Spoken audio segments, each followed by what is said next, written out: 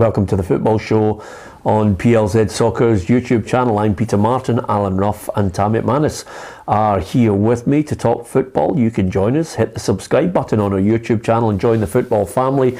It is absolutely free and you can engage with fellow fans as well as put your point to Ruffy, Tam and myself over the course of the next hour. Monday to Friday it's on 4 till 5. Tam and I are with you on a Saturday 4 till 6 for the half-time, full-time roundup in the Scottish Premiership and beyond, and we've got reporters out there at the grounds with managers and players offering their reactions, so hopefully you can join us. There's so much content on the programme to talk about. We have a little quiz question coming up, but we also have this competition.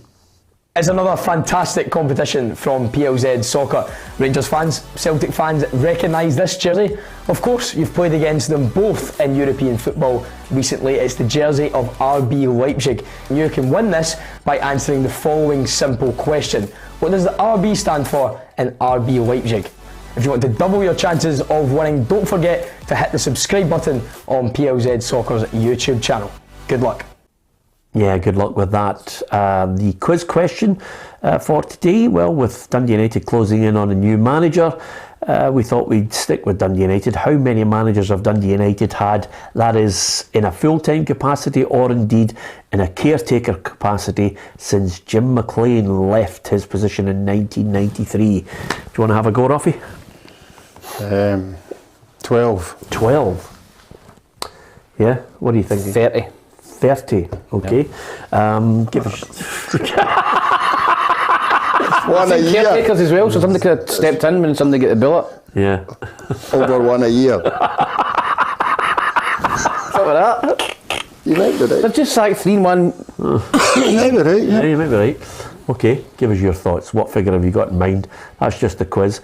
The competition's separate. There's lots of people thanking us for winning the competition and certainly enjoying the prizes, and this one no different. Some real belters coming up over the next couple of weeks as well.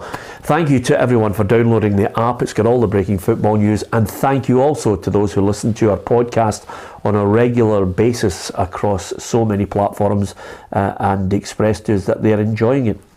So whatever way you get your fix of PLZ Soccer, don't forget there's the website, the app, and of course our YouTube channel. As well as that, let me tell you, Ruffy, it's St David's Day today. I just thought I'd, and with that in mind, we put it out in our social media, some of the best Welsh players to have played in Scottish football. Who do you think the best is? Is it a John Hartson? Is it a Joe Ledley? Is it an Aaron Ramsey? Declan John? Do you remember him? Craig Bellamy? Adam Matthews, Andy Dibble. Is there anyone else out there that we've missed? I would probably put John Hartson up there.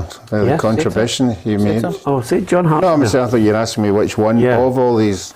No? Oh, I thought you were wanting me to pick one. Oh, well, you can pick one if you want. Who do you think it is? Well, I would say probably John Hartson or Bellamy, who did particularly well when he was up here, Yeah, what about yourself? Let's go for Bellamy. Yeah, Bellamy? Yeah. Yeah, better than Hartson? I think he's a better player, eh? Yeah, wow, okay. It's an interesting one. Thanks to so many of you who are... when I say that, it just means I don't agree with you. I didn't want to have... Bellamy was quality. Bellamy was quality, but in a losing Celtic side. So, the contribution is where you're looking for a Welsh player in Scottish football making a significant contribution. Anyway, we've all got our opinion on it. Thank you very much to quite a lot of you who have joined us and saying hello. Regulars, we really appreciate your support right across the board as well. Thanks to Chris Andrews, who says, if you haven't watched the John McMaster interview, you're missing out. So funny and a great guy. John McMaster was brilliant as a guest. I thoroughly enjoyed his company, Ruffy, and we've got lots more of those one-to-ones coming up. Yeah, anytime I've been in John's company, he's been good crack. He usually comes to the hospitality at Thistle with the Morton boys. He's got a wee affiliation with them as well, and he's good, and great stories, a lot of good stories obviously for Aberdeen as well. Yeah, and I was going to say to you, with Aberdeen in mind, we've got the one-to-one with Alan Burrows, the new chief executive up there, and just in case, I think it's fair to say, Tam, that we do cover every team going across one-to-ones, whether it be Celtic, Rangers, Aberdeen, Hibs, Hearts, we're all across it. Yep, plenty of teams, plenty of fans, plenty of people that are going go and have a look at. Yeah, absolutely. And Kerry's got her one-to-one with Lauren Shanklin as well, if you want to get that on our YouTube channel. A little bit of sad news to start off with, which is quite simply that the Morton and Hibs legend Alan McGraw has sadly passed away. He's got a stand named in his honour, but I think at any time you are, associating or indeed in Capello, you always think of Alan McGraw.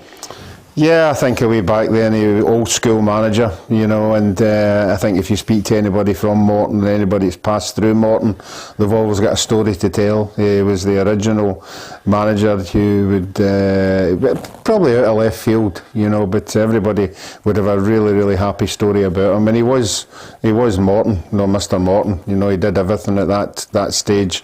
And when you're a manager, you have to do everything, and I think he did that. Yeah, absolutely. And it was good that quite a lot of people acknowledged that and named the stand in his honour. He helped Morton to promotion to the top flight in 1964. I don't think only Ruffy would have been born then. Tam, you and I were. But I thought in our mother and father's Born in heads. 64? Nope, sadly. I missed it. Paper him? Yeah, absolutely. and milk. And he signed for Hibs. Bob Shankly signed him for Hibs. Wow. Well, so before managing Morton for over a decade. So I think every one of us would like to offer our condolences and, of course, our thoughts and prayers to Alan McGraw's friends and family at this very, very difficult time. And when you can see his career, and Kerry Pollock is now looking back at it, you can see just how revered he was around Capello. Alan McGraw started and finished his playing career with Greenock Morton Football Club. He scored more than 100 goals in the 1960s and helped them win the second division in 1964. He quickly became a hero to the Morton fans due to his goal-scoring talents and was also the club's top goal scorer for 5 consecutive seasons. McGraw also played for Hibernian, where he was signed by Bill Shankly. He also spent time at Toronto City and Linfield. As a manager, he spent over 12 years at Capello. McGraw then led Morton to promotion to the top flight in 1987 and back to the second division in 1995. Known as Mr. Morton, the club said, Alan has been a huge part of our club's history, with the main stand at Capello recently named in his honour. Rest in peace, Alan. Yeah, absolutely. I think a lot of Morton fans will look back with great fondness. And of course, Ruffy, I thought that little line that you were saying when we were watching that piece is very significant because he was one of those players in the early days that was willing to play through the pain barrier and then, of course, with the help of some medication, which I think cost him in later life. Yeah, it certainly did. I think anybody who knows Alan will hear he had he couldn't walk properly for a long time, and way back then they never had the medical stuff that they have now, but there was a thing called a cortisone injection that some players would take just for the benefit of the club so that they could help them out, and Alan was one of the first people actively that took that injection, and unfortunately in later on career it affected him, health wise, but he still battled on. He still played golf as much as he could, but it just showed you way back then, he was, as you said, a one-man club, and he would do anything for the club. Yeah, absolutely. Okay, moving on from that to up to the present day, and thank you to so many people obviously offering their condolences on the feed here. That's very much appreciated. Tony Ascar has left Dundee United. The odds were looking heavily in Craig Levine's favour to take the job. Ruffy mentioned that if he wanted it, it was his. I don't think he wanted it, to be perfectly honest with you, Tam. So Tam Cowan mentioned it yesterday. Why would he want to go back into it when he seems to be a far more relaxed fellow now? Yeah, I think maybe Craig's at a different stage of his life now. He's obviously working with the BBC. I think he's helping out Andy Kirk up at Brecon City as well, and they're doing particularly well this season in the Highland League. So maybe he's just as you said, he just enjoys what he's doing now. To go back into the frying pan with Dundee United, we'd have to give all that up. So no, I think he was the one name that was mentioned to me straight away as well. But it's looking as if it's going to be Jim Goodwin by all accounts. So listen, Dundee United just need somebody to get in there and hold the fort and try and get them going at the end of the season. They're in a desperate position at the bottom, 4 points adrift. Big game coming up on Saturday against Aberdeen. So for Jim Goodwin to go back into that game against the team that's just sacked him a number of weeks ago, it sets up perfectly for a great spectacle. Yeah, well, Jim Goodwin looks as if he's the man to go in there and take it till the end of the season, Ruffy. Strange the way football is, isn't it? Yeah, good for Jim. I don't like to see young managers being out of a job. You know, that just to go back to that might be one of the reasons why Craig Levein never took it if it was just at the end of the season. Yeah. You know, why would he give everything up for 3 months? You know, he'd probably want a wee bit longer than that to get everything sorted. But no, well done to Jim. I've always liked him. Even at St Mirren, okay, you know, it never happened for him at Aberdeen, but any time I thought he handled himself particularly well. When things weren't going particularly well at Aberdeen, you know, he was pretty honest in most of these interviews that he did, you know, and it was just unfortunate. It was a wrong place, wrong time. Yeah, as far as the departure of Tony Asghar, this is what the statement revealed on this one. Dundee United can announce Tony Asghar has stepped down from his role as sporting director. Following more than 4 years at the club, Tony has decided to leave his post to allow the new first team manager to be appointed with a revamped structure with the football department. The board and chief executive Luigi Capuano will now lead the process of hiring a new manager and hope to provide an update this week, which of course we now know that they're closing in on Jim Goodwin. Dundee United fans, what do you make of that? Jim Goodwin, is he the man to steady the ship and try and steer it away from possible relegation? Only time will tell. But on the Tony Asghar situation, I think Tony himself would be the first to admit he's made mistakes. You know, not everybody can get it 100% correct. Is he basically has he basically decided to step aside to stop this constant bickering in the background when the fans are looking for targets and he was target number one? Yeah, I think if you remove yourself from that situation, then the negativity should dissipate at Dundee United.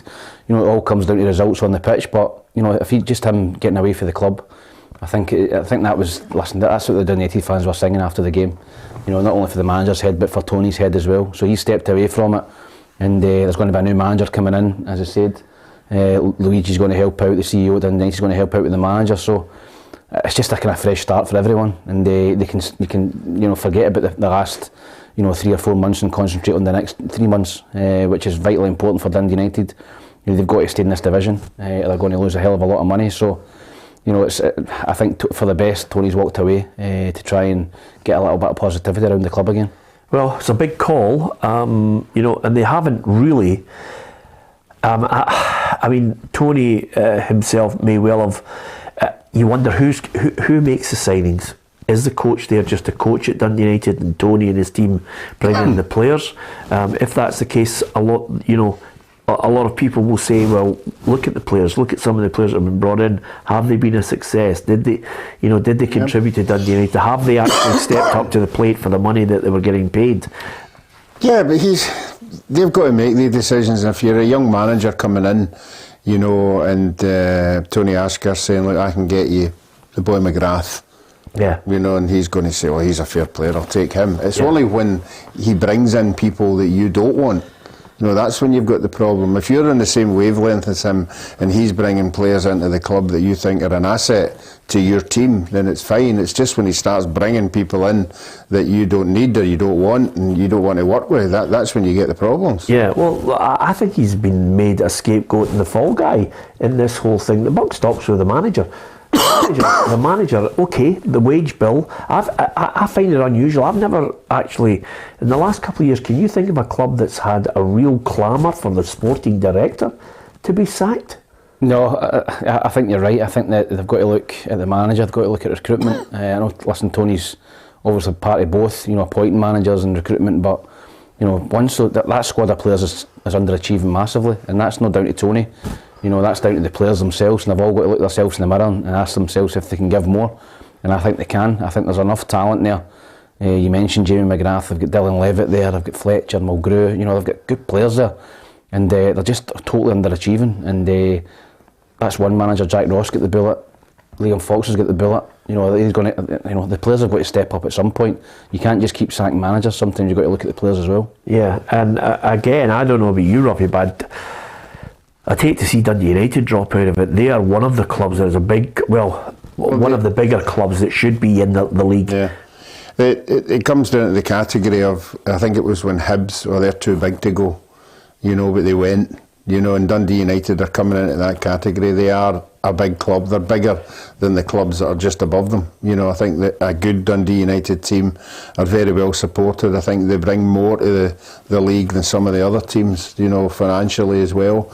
But that's no excuse, you know, if you've got to go, you've got to go. But I fear for them if they were to go with I don't know exactly the financial stuff behind the scenes, but you've just touched on it, the wages that some of the players are on. If they drop into that championship, half of the players aren't going to be there because they're not going to accept the drop in wages that they're going to have to accept when they get in there. Yeah. So it puts them in a really, really sticky position. And by the way, Mark Ogden, since he's come in, you know, since 2018, he spent about £13 million. So he's put the money in there. You know, we're led to believe that a group of Tayside businessmen are contemplating trying to buy him out. But you can't fault him for putting his money where his mouth is. They got them out of the division into the Premier League, and this season has just been one disaster after another. Yep, I think if you're a Dundee United fan, you're looking for a bigger return for that kind of money. You know, £13 million in the last 4 or 5 years into the club. I know they invested heavily in the youth setup. You know, they got some good coaches up there and full time, and really totally revamped the whole youth setup. They've sold a few players on, younger players, to clubs down south. I mean, I can't believe it, Tam. I was actually at Tannadice that night when they defeated AZ Alkmaar. Brilliant that night. And they were great, and I actually thought to myself, wow, Jack Ross, this is a bright future for them. I could see them top 6. And then I think obviously the return leg was the start of the capitulation when they beat 7-0. So, no, I think from then on in it's been an absolute disaster for Dundee United. Jack Ross lost his job. Liam Fox has now lost his job. So, listen, the players have got to take a hard look at themselves. There's too much quality in that dressing room for them to be 4 points adrift. But you know, if you're not going to put the graft in, you're not going to work hard and be difficult to beat, and then you're going to go and get results like you done against Ross County at the weekend. Yeah.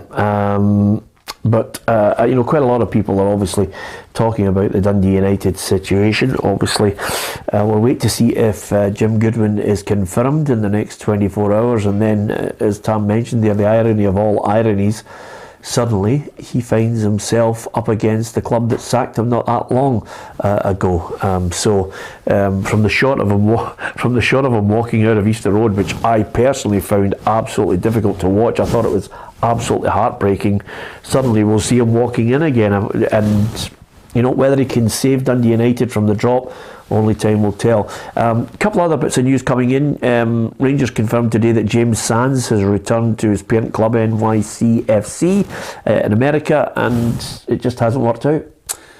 No, it hasn't. I feel a little bit sorry for him because Rangers were short of centre halves. You know, there were a lot of injuries back there, and they played him at centre half, and he was like a fish out of water. He was really, really poor, and it just didn't work out for him as a centre back. I think he's a tidy centre midfield player, but Rangers have signed 2 centre midfield players. I didn't see him. You know, I spoke about this 2 or 3 weeks ago. I didn't see him to see his future at Rangers. You know, I think they would have an option to buy him. You know, but I don't think he's any better than what they've got at the minute. So, I think this could be the start of a cull for Michael Beale. He's already spoke about revamping the squad, refreshing the squad, and I think they're going to find a lot of players are going to be out the door from now to the end of the season. Yeah, well, you see a lot of players. Jim McKinnon, who's a regular who contributes and sends us messages from the app, which you can do if you go into the app and hit submission. You can then drop a line to us and it drops automatically into our server. And Jim says doesn't see it as a wholesale clear out. He says maybe 3 or 4 quality players to be brought in. How do you see it, Ruffy? I see it as the goalkeeper needs to be replaced. I think the back 4 as it is okay. It depends what your targets are, but I think the back 4 that's in the now have been pretty consistent now. I think the midfield, they've got the new signings in there. They're okay. Then we have to wait on Morelos and Kent making a decision, but there are other people about that they have to make decisions on, like Davis and Arfield and Wright. You know, does he think he can bring better players in? You know, youthful players who are going to come in up front. You know, I think he'll need a couple of there as well, obviously, if Morelos leaves. But it all depends on what his targets are. But there are certain, you threw a list up there about a month ago, and there was about 12 or 13 that wouldn't have been missed. And I think there still is 12 or 13 if we delve into it, you know, that they could be doing without. I think it's a clear out. I agree. It's a total clear out. I agree with you, Peter. I think there's 4 or 5 players that will stay from circumstances. Now, That said, I'll produce this little caveat in this. Some players might stay because, quite simply, maybe Rangers, depending on the money they have available, will not be looking at a complete clear out. They'll maybe want to tinker with it again. I think if Michael Beale's got his, I think he's got his eyes set on clearing it out. I mean, how many Rangers players would the fans truly miss if they walked out the door and go, we can't do without him? How many? I would say, I'm struggling to think. I'm honestly, I'm taking the new boys out of this. Yeah. I'm taking the new boys out of this. Is it overreaction? Is it overreaction because of a League Cup final? No. What Rangers player would Rangers fans be devastated? Oh, we can't lose him. Well, Tavernier would come into that category. Well, would he? With the amount of goals he scored, and I think he's had a decent season. It's funny actually. Would he be devastated if he left? It divides opinion, by the way, because I personally think a lot of Rangers fans would like to see James Tavernier as part of the Rangers squad. Will he be devastated if he decides to leave? It depends on, as each time Rangers fans want the level of players to go up. They want more quality. They want players that are not going to be injured. They want players that are going to be able to, maybe follow the manager's high press and counter what Celtic have to offer, and then redress the balance. And of course, listen, the title is everything. They're out of it this year, but they'll want to be in it from the start next year. Two things I think are the biggest pressure for Rangers coming up is quite simply that they need to have a team ready for the Champions League qualifiers, and they definitely need a team that has to hit the ground running to take on Celtic, so they don't in any way lose ground at the start of the season. So I'm looking at McGregor. We think, could he go on? Who knows? Tavernier definitely. Goldson will stay. Is Davis good enough to be the centre half? Is Barisic going to be there? Lundstrom, Kamara, Tillman, I don't think he'll be there. I think he'll go back to Bayern Munich. Ryan Kent, Morelos, that's open to debate. Sakala and Cholak, I think, will be there. And then you've got Hadji coming back. There's a debate over Jack. Cantwell's definitely going to be there. Raskin's going to be there. Scott writes, is Arfield getting to the twilight of his career? And you said Steve Davis as well. So there's I've just rhymed off a good few players. I think Rangers will get rid of 10 or 12 players in the summer. Yeah. And I think they'll bring in 4, 5. I think they've got to trim that squad down. I think it's bloated. I don't think there's enough quality in it. I think when you look at the strength and depth of Celtic squad, it's very, very strong. I think Rangers need to strengthen the starting 11. I don't think a lot of those players you mentioned strengthen their starting 11. And I think if they want to get closer to Celtic and they want to do something in Europe, they've got to get better. So, Raskin, I think Tillman will go back. I don't think Rangers will buy him for that money. No, neither do I. So there's a few in there, the new players that they signed, but I think there'll be 10 or 12 Rangers players out and there'll be 4 or 5 in. Well, Brian says, make no mistake, Rangers will spend big in the next transfer market. Well, Jim Stevenson says, Peter, where's the money coming from? I was just going to make that point.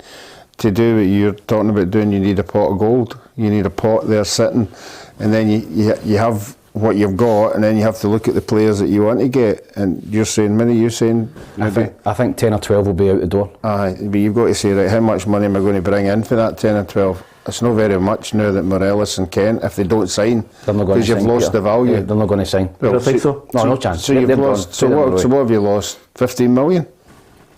I bet you've got their wages, remember? Right, I know, but then you've got to go out and get 2 people in to replace them. So how much are they costing? So you add it all together, you're losing money and having to spend money again. So it depends what kind of players he's identifying. I mean, what was Tillman? Not Tillman, the boy from Norwich. How much was he? Cantwell? The boy from Norwich they got up. I don't know. How much? I think he was a free, wasn't he? Is that what Rangers are going to be dealing in? I think they're going to. I think their recruitment's got to be tight this year because I think that they're not going to have a lot of money to spend, and the free transfers are going to maybe guys at £1 million, £2 million. Yeah. And you've got to try and find gems for somewhere because I don't think they've got the money to go and spend like Celtic could possibly spend. So, no, genuinely, I think Rangers they've got to trim that squad massively. And I think he was a free Roffy. The 10 or 12 players getting rid of all their wages. And you've got guys like Halander and Suter. Rizvan, the fullback that signed for Turkey for 3 million, where's he? And so there's a lot of money getting paid out in wages, and I think if you can get rid of them, then you get that money to spend in wages as well. Yeah, okay. And of course they've got to look for an immediate reaction, because the one thing that I think a lot of Rangers fans are looking for is certainly Rangers to bounce back quickly after that defeat to Celtic in the Viaplay League Cup final, and they've got Kilmarnock on the horizon.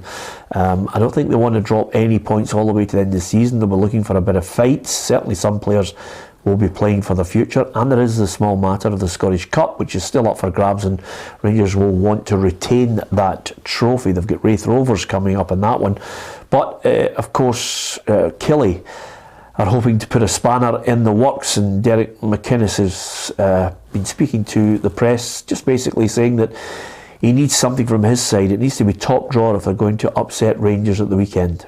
We had a go at it, but Rangers were good, particularly for a 20-25 minute period where I thought their movement really unnerved us. So we will look at even that part of the game and try and make sure that we're better, because we're going to have to do so much well to get a positive result. But that's what we're there for. We're there to try and do that, exactly that.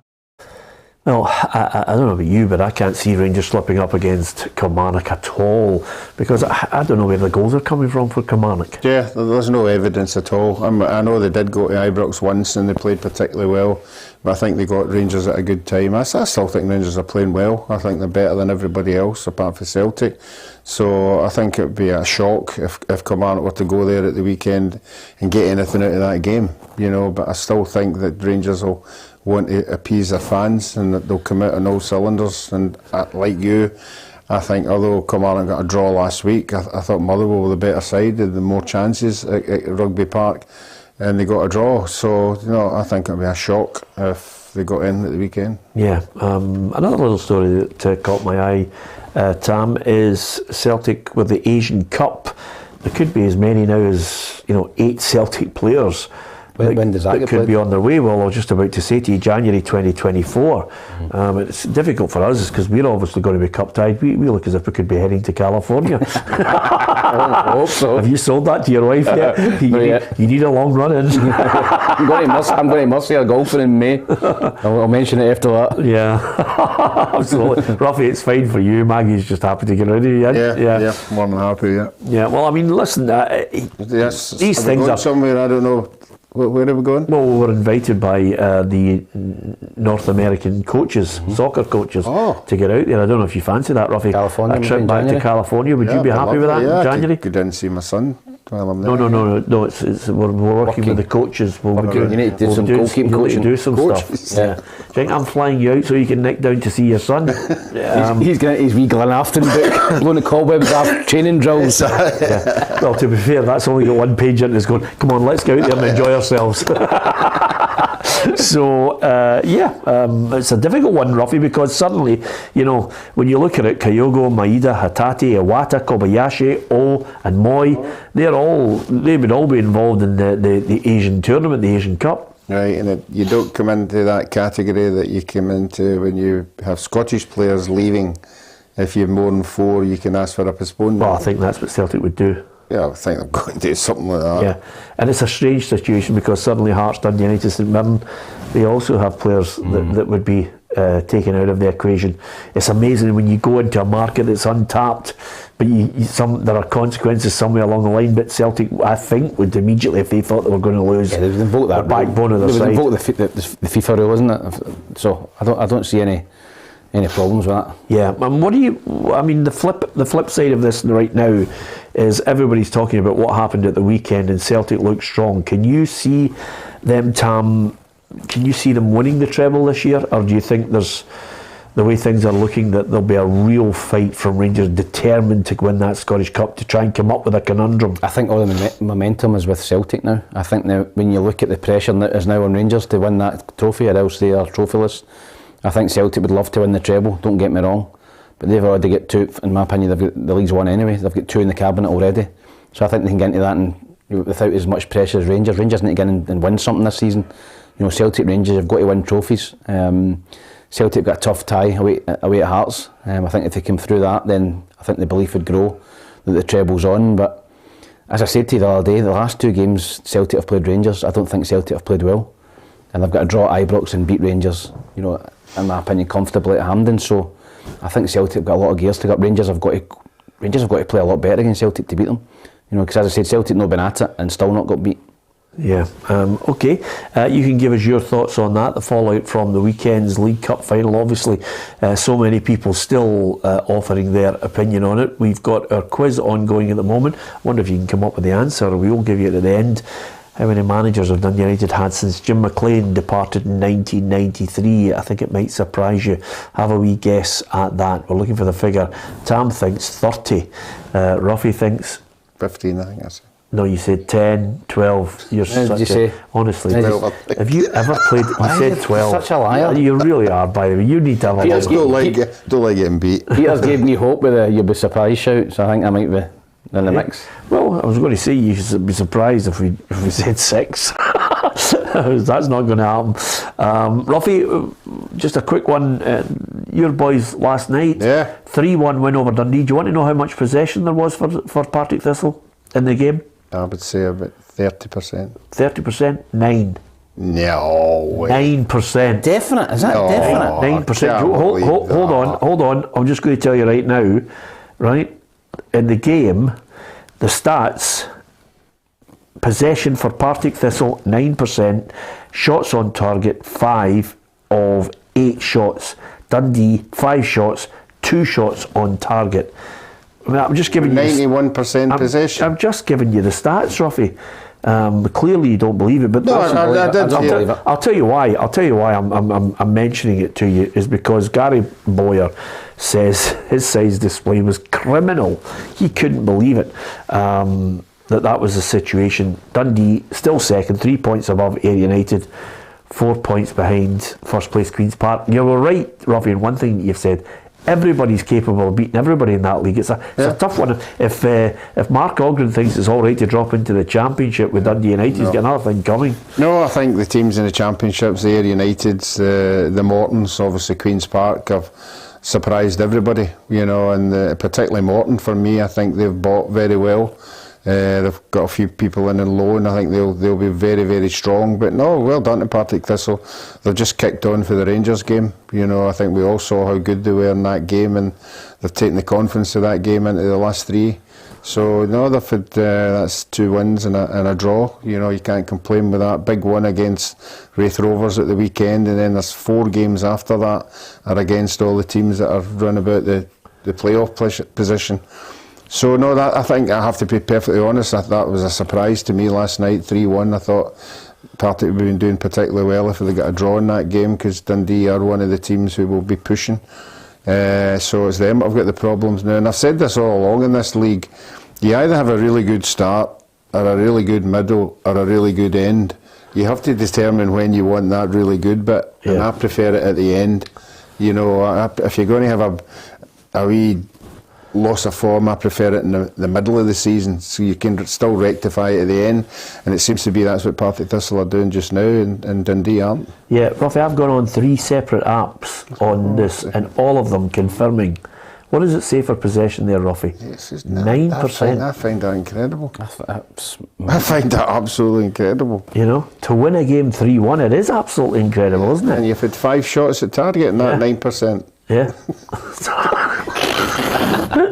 Which suggests to me you've gone route 1. That's outrageous. Unbelievable. You know? Yeah, Dundee supporters must be pulling their hair out. I mean, they were top of the league just after the break there, and was 1 point from the last 3 games. Yeah, they've been in terrible form since they come back for Christmas and New Year. So, you know, Derek McInnes last year came in at Kilmarnock, you know, around about December, and revitalised them and got them to win the league. So I wonder if Dundee would think about that as well. But they've got a huge game coming up with Beatty Cove at the weekend, and it's a must-win game. Morton play Queen's Park, and Morton, I agree with Ruffy, Morton look as if they're the team, and they've got a lot of experience in their team. You know, guy just signed Ali Crawford's a good player as well, a lot of experience in their team, Morton, and they could be the one for me that maybe come through the pack and put a run together. But if they beat Queen's Park, it's wide open on Saturday. Yeah, absolutely. We'll be keeping an eye on that. Tam is with me here in the studio, 4 o'clock till 6. Ruffy would be, but he can't be bothered. Also, just thought I'd mention to you, Craig Gordon, Ruffy. Yeah. He wants to get back stronger than ever from the leg break. He wants to play on, and I think he's keen to say, listen, You know, despite the setback, you only have to look at the likes of Gianluigi Buffon, still playing at 45 after, wait for it, 1,140 games. How many games did you play? Partick Thistle was 640. Hibs was maybe 170, and then then wee bits in between. Yeah, you were up there. Clean sheets. You were up. He's up there because I'll tell you right now, Ruffy. Tom Brady, who quit at 45. He's another one. I mean, you guys can go on, providing of Tom course. Brady in particular, the position that he plays, he must have got hit a few times with these big guys who just come charging in at him. So he must have had loads of injuries. So well done to him. Yeah, well, he managed to steer clear of a fair bit of it. But remember as well, Craig Gordon lost a few seasons with his injuries too. That'll be the ambition for him. The time he lost at Sunderland up the other and end. the time he's lost at Hearts, he will have that right. I'm fit, he's lean, you know, he looks as if he looks after himself, and why not keep playing brilliant if he does? Yeah, absolutely. I think it's key to it all, and he is a good goalkeeper as well. The only thing about it is Xander Clark, I think, has been superb at Hearts. Yeah, he has. I think the Hearts will be delighted to sign him now. I think they had a ready-made replacement to come in for him. You know, a guy who was great experience in the league. So when Craig Gordon went out, obviously a disappointment. He's a top goalkeeper, but Xander Clark's come in and not put a foot wrong so far. So when Craig Gordon comes back in, you know, it's going to be great competition between the two of them to see who starts every week. Yeah, it'll be interesting to see which way the Scotland manager goes down, because he's got a problem there. You know, who does he bring back in there? Because there's no like standard if you put it that way. Yeah, well, I think I think Marshall said that he doesn't want to come back unless it was an absolute emergency. Yeah, I mean, Xander Clark certainly elevated himself into the forefront of it all. John McLaughlin's always been there as well, although maybe not as much game time.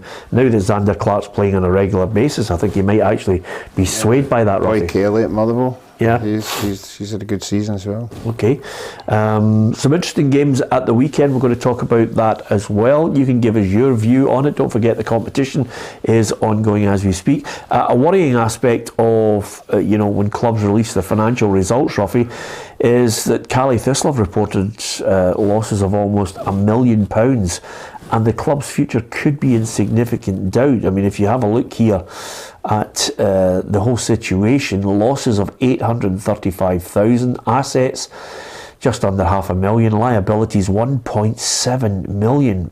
And the Independent report has stated a material uncertainty exists that may cast significant doubt over the company's ability to continue as a going concern.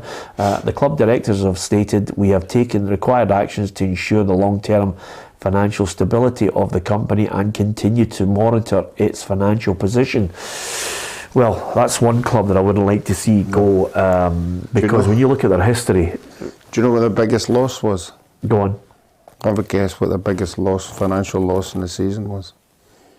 Their biggest loss of the season? A financial loss, a big hit. Go on. COVID. What? COVID? No. They tried to do an open air concert at Christmas with Andrew Bocelli. Yeah. And they lost about £300,000 in it. From that. But did nobody go yet? Not the way they budgeted it. Don't know if that figure's right, but that was the hit. Andrea Bocelli. They had him at Christmas time in a big promotion inside the park, and it just never went well. Never happened for them. Wow. That is, I'll tell you, a very rare. There are some times in this programme where you get a line. I never thought we were going to be talking about Andrea Bocelli and clubs in very big financial difficulties, but you've absolutely caught me on. I'm just saying it was a big hit. Don't quote me on the exact amount, but I know it was an awful lot of money. Yeah. That hit them really bad at that time of the year.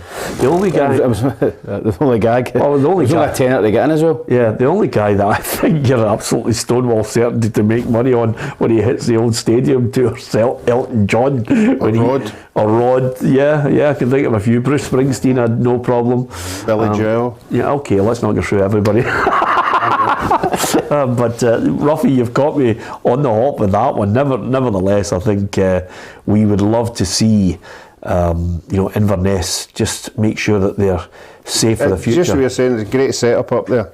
If you ever get a chance to go up there, beautiful stadium, people are good people up there, really look after you, hospitality. Yep, I think that's another, we were talking about it earlier, losing like Dundee United. You don't want to lose a team like Inverness. Yeah. And if somebody got my gag, please put it on the chat. Yeah, exactly. She never got it. What was it? What did you say? Oh, come on, Go back over it. You could put it in another show as well. I said Andrea Bocelli, I says, there was only a tenner to get in. Oh, right, okay. well, to be fair, it's better than some of your other ones. Yeah, absolutely. Yes. Right over everybody's head there, because we're so used to it. Somebody got it in the chat. Somebody would have got it in the chat. We're just so used to you coming out with really rank rotten ones, but that one you've sneaked in under the radar.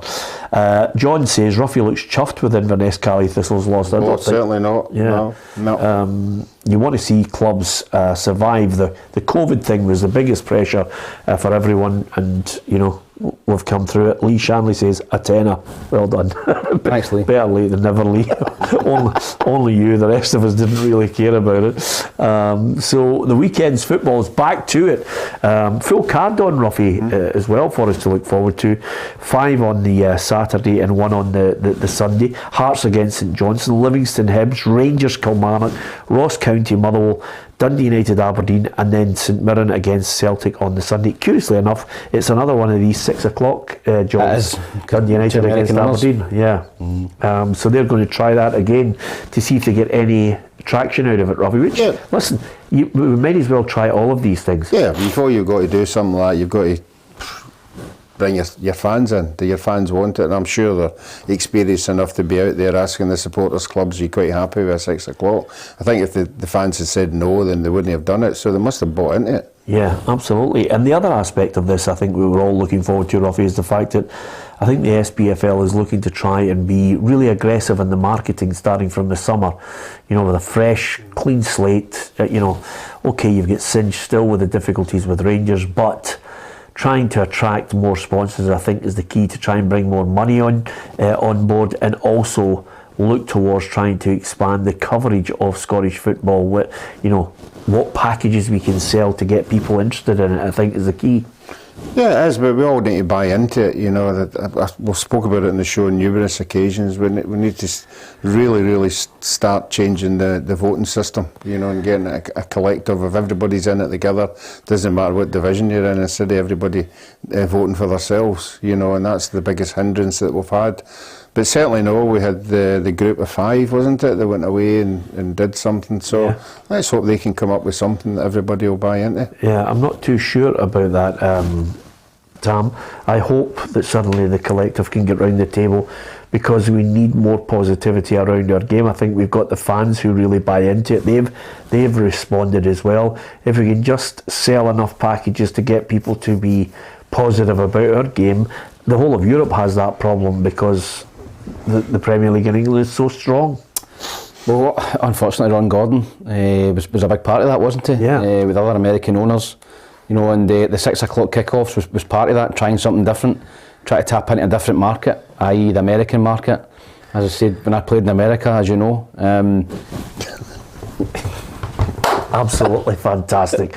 We didn't When know was about that? it. When was that? That was fantastic. So when I played, obviously the kickoffs, when I played in New York, it was 5 years behind, so a 12 o'clock kickoff, you're having to go up at 7 in the morning, so you can't go to a bar and watch it or whatever. So I think the 6 o'clock, if you're watching it in New York or wherever, you can, at 1 o'clock in the afternoon, you can maybe go and watch it in a bar, you have more access to it instead of being 7 or 9 o'clock in the morning. So no, I think they're trying something different, with American owners trying different kick-off times a Saturday night to try and compete with different sports over in America. So whether it works or not, who knows, but at least they're trying something. I think we could do the tailgating before the game with the visiting supporters and that. It was what, brilliant. you kidding? Yeah. Tailgating was magic on it. Yeah, that would be great. I mean, you would love. I'll tell you what really is good now, and they do it really well at Liverpool.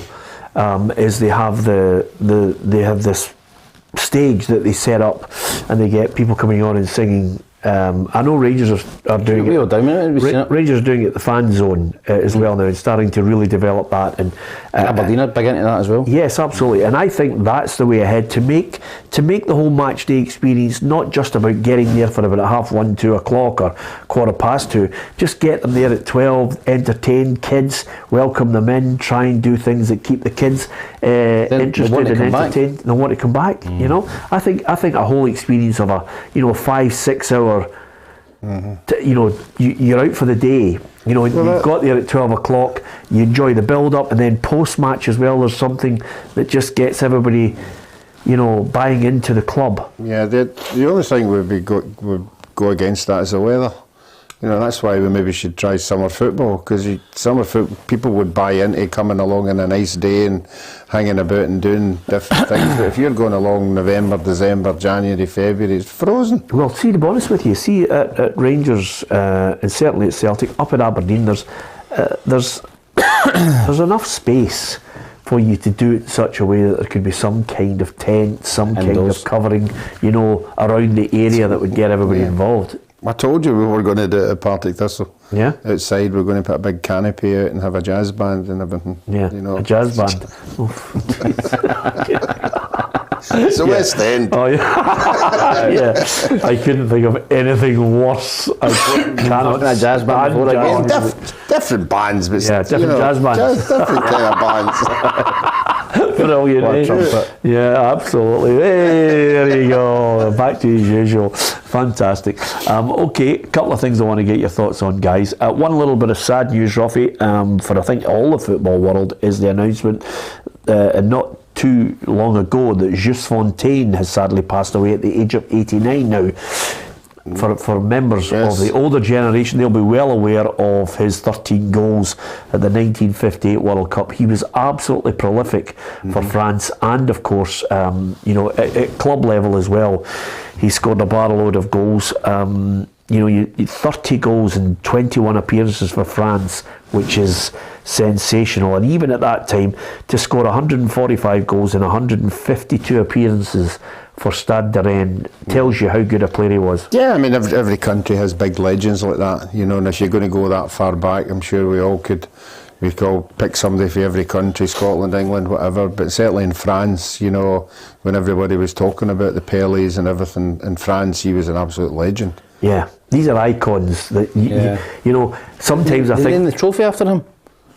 Not Just Fontaine, no? No, Jules Rimet. Jules Rimet, sorry. But the one thing I was going to say to you, Tam, is, sometimes we're guilty of, a lot of people get highly critical and say, well, the Premier League, everybody thinks football didn't exist, and before the English Premier League started in 1992, and there's been reincarnations up here of the Premier League from the first start of it was 1975, and then they've repackaged it in various times. And we tend to forget the contribution of older players. Obviously, from our point of view, we always are able to throw them in, but he would be in your all-time French 11. Yeah, it's all about age. And David, great players. Yeah, it's all about age groups and how old you are. There's probably people at 70, 80 remember him as a player. And obviously, I've not seen much of him at all, apart from stuff on YouTube or whatever. But listen, his record speaks for itself. That kind of goal scoring record at that time was phenomenal, and a huge player in France's history. Yeah, can I just say at this point, there are people who do like jazz music, Ruffy. I just want to. Paul Brady says I hate jazz. It started the people talking about the music. But listen, it's one of those things. Whatever you do that entertains people and gets the kids there, that's what we want, Ruffy. You want to try everything, don't you? Yeah, I can't remember who. Somebody told me a story. It was somebody, a director or somebody at Rangers. This is a long time ago. I think it was Jack Gillespie, who was into ponies and horses, and I knew him because we went to the horses with the kids and all that. Did you? Yeah. And he told me that somebody said that at New Year time at a Rangers Celtic game they should do exactly what you're doing. Try and bring something different before the game that the supporters could think. So Jack came up with the idea that he'd bring like 4 ponies and put Celtic strips on the jockeys and 4 ponies and put Rangers strips on the other one, but they never told the groundsman that they were going to do it on the park. So you should these 8 ponies charging up and down the park in Rangers and Celtic strips. Yeah. They said it never been done well. They were just saying, what's this going to cost us? You know, Yeah. the park was an absolute ruin. And they tried the horses in 1980 as well. I think we can put that firmly to bed. Here's some of the results from last night's football, as well as, of course, Partick Thistle's good win at Dundee. The FA Cup was on down south. Brighton knocked out Stoke City. Blackburn knocked out Leicester. Fulham defeated Leeds by 2-0, and Manchester City, well, the bandwagon just keeps rolling on for them to try and win the FA Cup this season. And tonight we've got Southampton, Grimsby, Burnley, Fleetwood, Manchester United against West Ham, and Sheffield United taking on Tottenham. And there's also the small matter of Arsenal against Everton. It's going one way then the other as far as the title race is concerned. Do you still think Arsenal are going to blow it and Man City will catch them? No, I still fancy Arsenal. I think that was a pivotal day, 2-0 down against Aston Villa, and came back and won the game. I think that was a huge result for them, and Man City dropping points as well. So I still think Arsenal in the driving seat. Yeah, well, this is what Mikel Arteta and Sean Dyche had to say about this big game tonight. If we are where we are, it's because we've been really consistent home and away, and we're going to have to continue to that. The home form, obviously, it has to be excellent to give you the best possible chance, and we're going to have to continue to do that. You know, and they've proved they're a force to be reckoned with. We know that.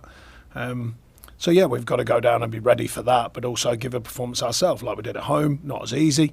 In some ways, the crowd were fantastic at home and made it a real sort of dominant feel to our performance as well as the actual performance. Could be a good one. I think Arsenal will get a bit of retribution for losing at Goodison Park in that game tonight. Of course, one of the FA Cup ties got a Scottish interest in it, Ruffy. He's got his Buffon hairstyle now. Yes. Scott Brown is the Fleetwood manager. Can he get past Vincent Kompany's Burnley? It's going to be a hard one, you know, but I was listening to what he was saying in the last round. He was really impressed that his players stepped up to the mark, and they'll have to do that again. You know, I can't really see it, but because we know Scott and because, you know, he's Scottish, we want him to do well. So let's hope they can do it. Yeah, I hope so. Obviously, I still keep in touch with him, and listen, Burnley are flying at the top of the Championship. I think they've got that signed and sealed, so I think they'll play a full strength team. So it'll be difficult for Fleetwood, but I think they're taking 2,000 or 3,000 fans up there. And it'd be great for Scott Brown to put his wits up against Vincent Kompany, who's had a fantastic season at Burnley. So fingers crossed that Bruni can get a result. Yeah, he's a winner. You wouldn't put it past him. Do you think Vincent will be able to handle the stair? He does that, doesn't he? Probably still does that. Well, I actually possibly think he might have mellowed a wee bit. I know that's, you know, he's completely different from what he was on the pitch, off the pitch. I mean, honestly, he's full of fun off the pitch. He likes a banter and all that. But if you didn't know Scott, you would think he was a nutcase, because you just see him staring at people with a shaved head and everything that goes with that. But completely different away for football. Yeah, absolutely. You missed a great night last night, Tam. We were out at Inspired Flooring and Interiors just for the launch of the new showroom with Greg Watson and all these boys. It was great. Tam Cowan was in top form. Hugh McDonald as well. Good laugh, Ruffy. Yeah, it was certainly, and good people who were there. You like to see people doing well, as you said last night. You know, local people. I thought some of the stuff were fantastic. The couches, the tables, the chairs, everything, lighting, superb. You know, and they've really come up to the mark. You're going to get it? It was all really, really modern and really. You could be doing that then for your house. You're so bad. But the other thing I was going to say to you was, we recorded it, and the view was, let's put it out as a special. But after a minute and a half, I realised that this ain't going out as a show. And, you know, one of our cameramen's going, God, we're working here, and this is not going to go to air, is it? Because Tam was in full flight within a minute, wasn't he? He was, you know, and anybody that was there. I don't know why people come along and want to take him on. As soon as somebody says something, he's right on the He's on them, you know. There was one particular, I can't remember what the punchline was, but it was fantastic. No, he was in good form, Tam Cowan, absolutely magnificent. A great night, and you know, some lovely people there as well supporting Greg, and we wish him well. It's always good to go out and do a turn for your mates, is that fair? Oh, definitely, you know, we were joking saying we're going to get something for doing it, but we didn't. No. Told me you got a table and chairs. No, we did. We got a lovely. Paid for the meal. We went to. No, forget the meal. We got a lovely. To the Claudios. Yeah, no, but we got a lovely wee package of the, you know, that thing that blows out nice smells. Yeah, air purifier. Aye, we got a lovely air purifier. Each. Right. It's an air diffuser. An air diffuser, yeah. Yeah. Okay. I'll put it on Google. £200. Yeah. Anyway, good luck to Greg and his venture. We'll be out. I think we've got a lot of things coming up, Tam. The team's out on the road. Be David Cullen. I know he watches the show. Yeah. Try to get us over to Jersey maybe in the summer. That'd be a great trip. I think we're going to Jersey, so that's not bad, Ruff. We're going to Jersey in the summer to do a sports show over there. We're going to go to California to Eric McAleer and the boys to do a sports thing over in California. Champions League will be coming up next season. What a season it's going to be for PLZ Soccer. And of course, Binny is looking to take this seat. You know, he's desperate to get in here, and Kerry's got a show on a Saturday. He can hold the fort in June then. So he doesn't know yet. So there you have it. Okay, the answer to the quiz is right after the last chance on today's show to see about that competition. It's another fantastic competition from PLZ Soccer. Rangers fans, Celtic fans recognise this jersey. Of course, you've played against them both in European football recently. It's the jersey of RB Leipzig. You can win this by answering the following simple question. What does the RB stand for in RB Leipzig? If you want to double your chances of winning, don't forget to hit the subscribe button on PLZ Soccer's YouTube channel. Good luck. Yeah, good luck with the competition. By the way, the PLZ Soccer website and the YouTube channel and our app, all the latest breaking news. It's not just about the football show. There is so much more that you can consume there. There's a one-to-one with Alan Burrows right now. It's the 40th anniversary of course, Aberdeen winning the Cup Winners' Cup. So you can, if you so wish, enjoy John McMaster. He was talking to me in a one-to-one. It's absolutely fantastic. Kerry has a one-to-one with Lauren Shanklin. There's so much more coming up.